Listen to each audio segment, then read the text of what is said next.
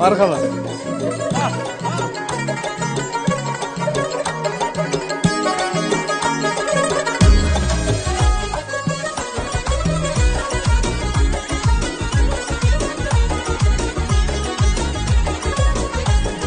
Tarif etip bir yavur aslın, tarif etip bir yavur aslın.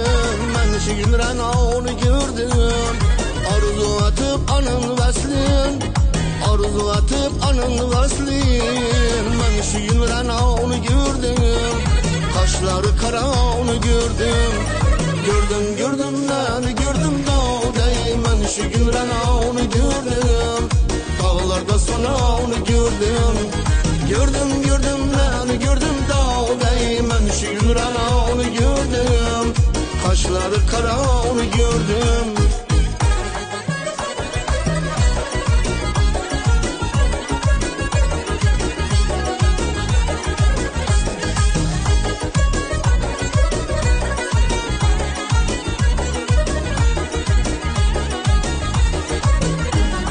Rana degen bağda gezer, yakasına düğme düzer.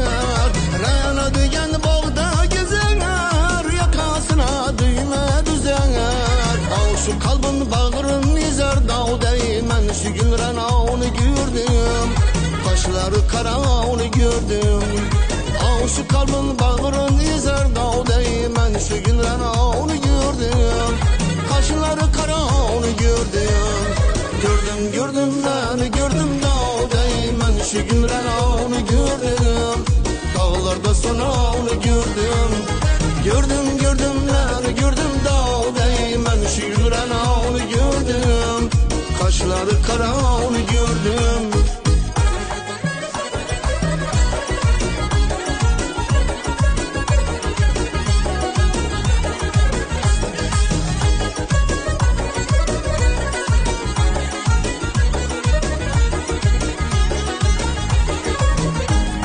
Rana degen saç sarı, saçları sümbüllü tariye. Rana degen saç sarı, saçları sümbüllü tariye. Bir yana terkinli yavru, bir yana terkinli yavru. Ben şu gün rana onu gördüm, kaşları kara onu gördüm. Gördüm lan gördüm dağdayım, ben şu gün rana onu gördüm, dağlarda sonra onu gördüm. Gördüm lan gördüm dağdayım, ben şu gün rana onu gördüm, kaşları kara onu gördüm. Ben şu gün rana onu gördüm, kaşları kara onu gördüm.